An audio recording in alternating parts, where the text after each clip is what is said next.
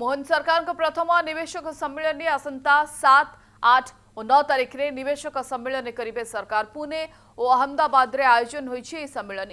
Automobile, food processing, downstream industry, metal क्षेत्र में निवेशकों सहित 1-to-1 आलोचना और गोलटेबल बैठक करेंगे शिल्प विभाग अधिकारी।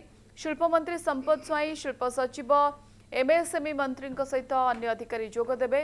2029 सुधा 2.5 लाख कोटी टंका अधिक पुंजीनिवेश आने को लक्ष्य रखिछंती सरकार। चलित वर्ष उत्कल उत्कर्ष सम्मेलन आयोजन करी अधिक पुंजी आने को सरकार लक्ष्य रखिछंती। ओडिशा को अधिकरू अधिक शिल्प संस्था मैंने आसवे से प्रोत्साहित करा जिवो। आमर इंडस्ट्री पॉलिसी सब बेस्ट पॉलिसी अच्छी सहित इंटराक्शन ने से कथा बुझाव।